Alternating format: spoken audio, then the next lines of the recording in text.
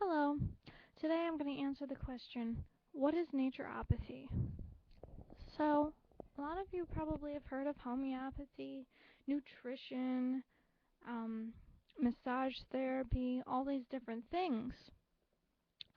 But essentially, what are they all? And how do they apply to naturopathy? Well, I'm going to answer this question with this picture here of a tree.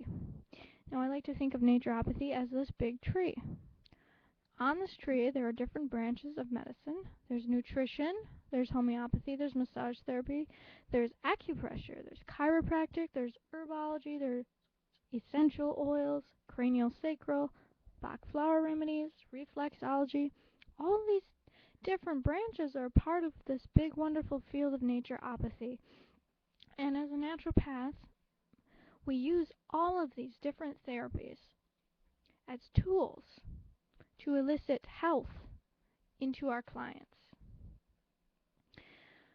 As a doctor, it is our job to inform and educate our clients to be able to be responsible for their own health.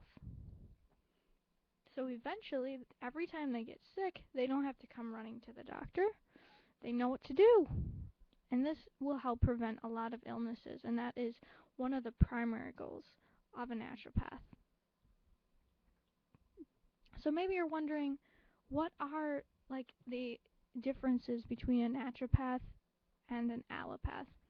Well, I think the most differing opinions is in our beliefs on what symptoms are and how they should be dealt with. Some examples of symptoms: things like sweating, shortness of breath, nausea, pain in chest, upper abdomen, blah blah blah blah. You get my point. But so we have differing opinions. As a naturopath, we believe symptoms are signs the body, or cues the body is giving us that something within is off balance, or a toxin is blocking our body's natural vital force. Our vital force is this wonderful energy that works to keep our body healthy. That's its primary goal. And nutrition and herbology and reflexology and all those different things help stimulate the vital force to bring about healing and balance to itself. And in doing so, this heals disease, cures disease. Oftentimes in naturopathy, we can prevent a disease a lot of times way before it ever develops into something chronic or severe.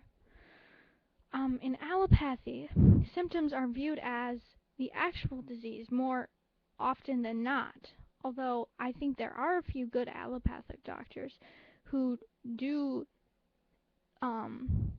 focus on prevention a lot. But the problem a lot I'm seeing with allopathy is they do not have enough time to find out what's really wrong with their clients, so then they just toss out drugs to their clients because they don't have enough time to figure out what is the underlying problem. I mean, a lot of the allopathic doctors have only, 5-10 minutes to be with their clients, or less than that sometimes, because they're so rushed in trying to get as many people in as possible. So this is a big problem. Anyways, yes, but when a person takes drugs to suppress symptoms, this suppresses our body's vital force and will put our body in a more debilitated state and will often cause it to develop sicknesses and disease easier after administering drugs, because it reduces our body's vitality. So as a naturopathic doctor, we like to focus on keeping our clients healthy, emotionally, spiritually, nutritionally, chemically, structurally.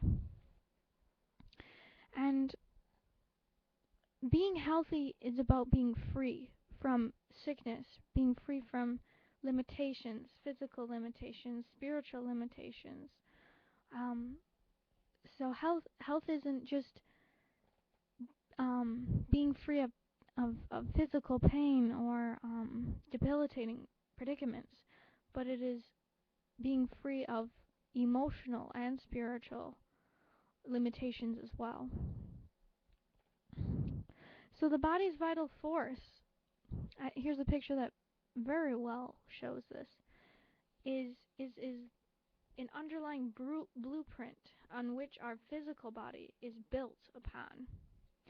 It is the emotional and spiritual energy that drives life in a human as well as in plants and animals. So in using these plants and animals as medicine, their vital forces help stimulate our own vital force. And so that elicits health. A very important principle to naturopathy is Herring's law of cure. His law of cure states that healing progresses from the deepest part of the organism, the mental, emotional levels, and the vital organs, to the external parts such as skin and extremities. So basically, is what it's saying here is the most deepest form of illness is the mental, emotional levels.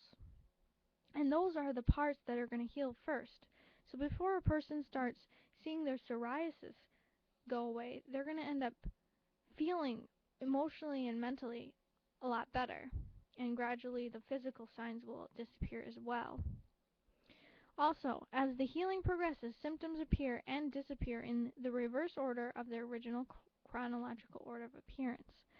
Now, this isn't as complicated as it sounds. Basically, what this means is, let's say you took a drug 2 years ago to suppress a cold you had. Or, for example, a year ago you took another drug to to suppress a headache or something like that you had. When you start stimulating the vital force to heal itself, these symptoms that you had years back might reappear temporarily and probably at way less degree of severity before the entire body gets healed. It suppresses the symptoms that were, it brings about the appearance of these symptoms in reverse order that they originally did appear. So that's something to think about. That's actually called a healing crisis. Um, so as a naturopathic doctor, overall, we seek to promote the health and well-being of people and clients and educate them to be responsible for their own health. We use therapies that are natural and not suppressing to our vital force.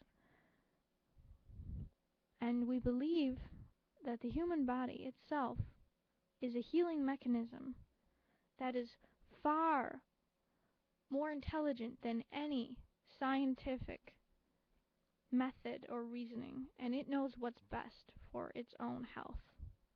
And this is primarily what naturopathy is based upon.